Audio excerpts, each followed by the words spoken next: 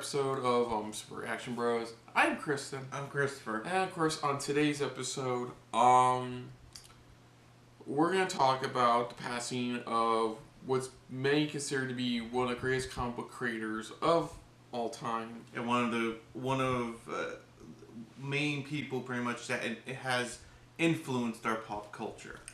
And also the reason for the first time in the history of the show, Christopher's not wearing a Batman shirt.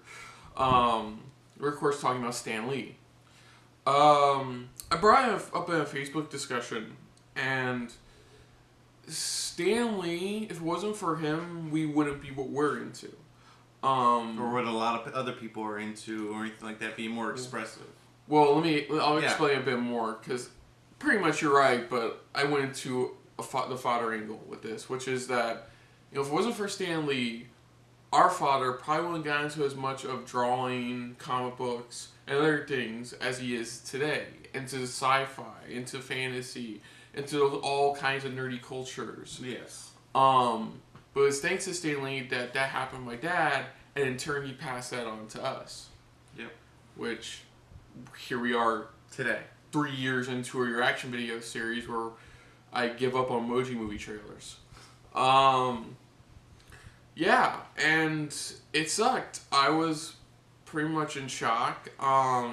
It was this kind of thing, like, it's kind of thing it's going to happen, like, when Simpsons ends. It's like... It's going to be out of nowhere. No. It's not going to be out of nowhere. You know it's coming, but it's still a shock to the system. You know it's coming, but it's like, you don't know when it's going to happen. And Stan Lee, of course, was getting up there. He would die 95 years old. Oh, yes. He was already reportedly having health issues. Already as it is. Point. So, it's one of those deaths where it's like, it's sad, it is tragic, it is sad, but you know what? He honestly lived a full life. Yeah, his name's going to live pretty much forever, pretty much, and it's just amazing what everybody's doing in tribute, especially what we're about to watch now, which is Marvel Entertainment. They finally released something on YouTube remembering his legacy.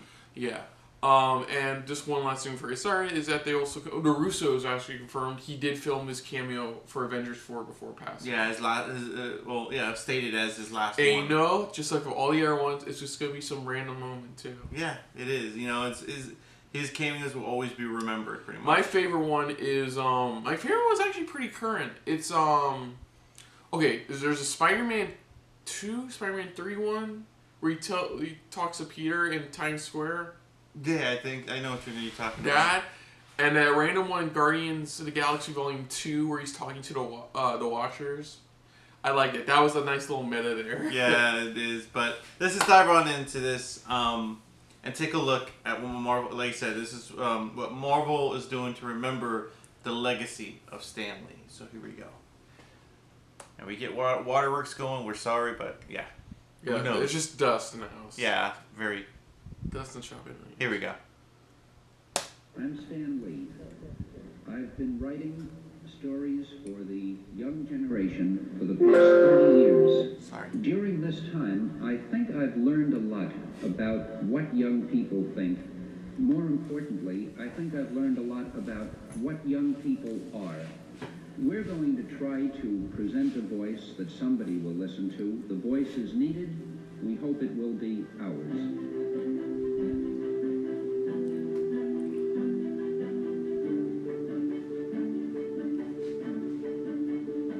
Made that look was his glasses. So, there you are.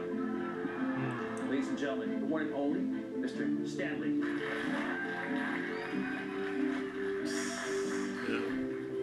Stan was doing one of his panels, and they asked me to come up and just say hi. I felt a little goofy, but I came up, I shook his hand.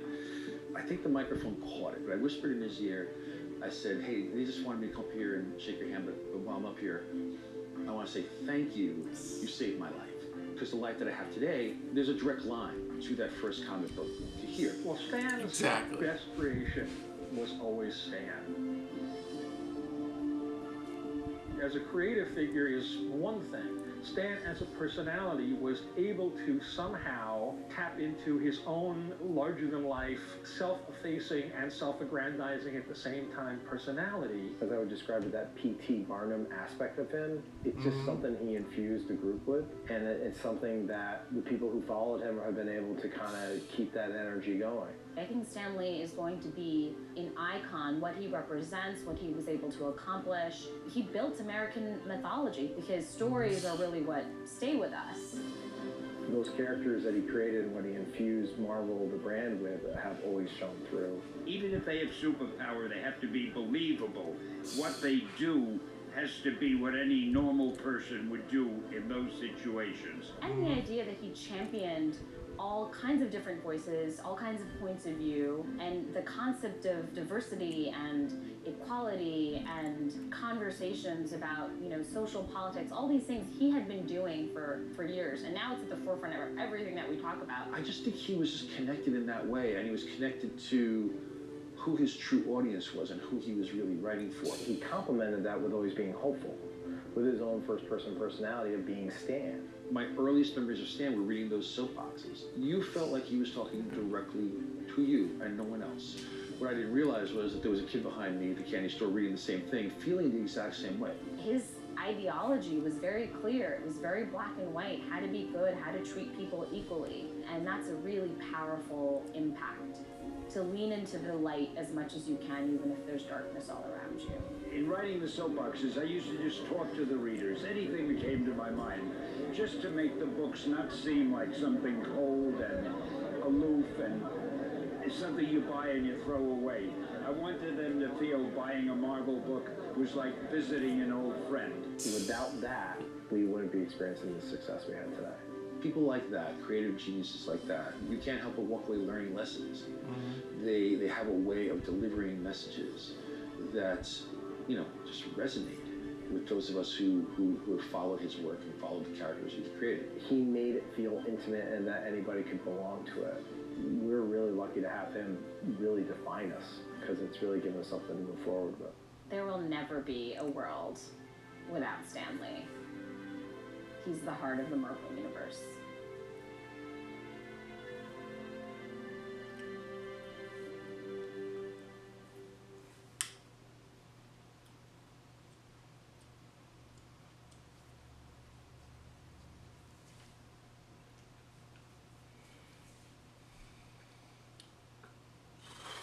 Yeah, it's like they said, he definitely left his mark, and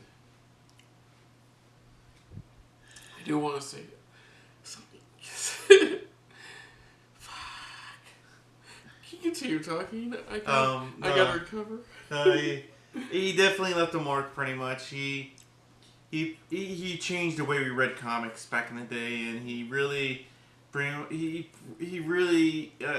engaged with the readers. He really did something different that no other company at the time was doing, and it was fantastic. I mean, even though I'm a DC fan, I will always respect Marvel, what they create and what they put together, and even what Stan Lee had done pretty much to make Marvel this large of a company, this large of a brand. And I respect them 100% always, no matter what. I mean, I had a customer I had talked with the other day, pretty much. They're asking me, "You a Marvel fan?" I'm like, "I'm a DC fanboy." And of course I got a high five for somebody else, but then I told him I respect Marvel, what they created, what they do, things like that. It's like I always show respect to the competition, because they're working just as hard just to get something out there for the viewers, for the audience, for the fans, stuff like that. Just like as DC's doing the same thing. So it's like, and Stan Lee definitely left that legacy, that mark, and pretty much it's gonna live within us all forever. That he left. He did what he did. He came. He pretty much did what he enjoyed that he was doing, pretty much, and now it's time for him to at least finally take a rest.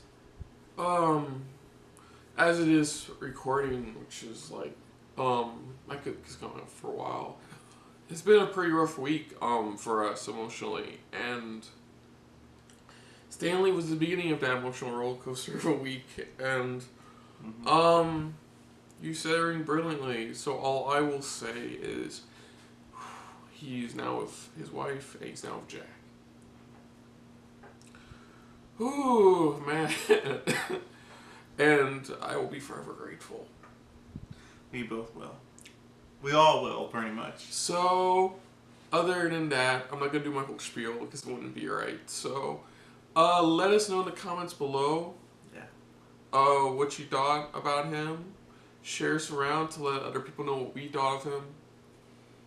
Share the love around, pretty much. Share the love around. And that's all I got this time around. Yeah, this, you know, any fond memories that you've had, best memories, you know, I mean, even, you know, it's like that first moment you first met him, even took a picture with him, that's still something, you know, at least we both got, at least could take a really good picture with him, pretty much with our, one he did with he actually took it twice.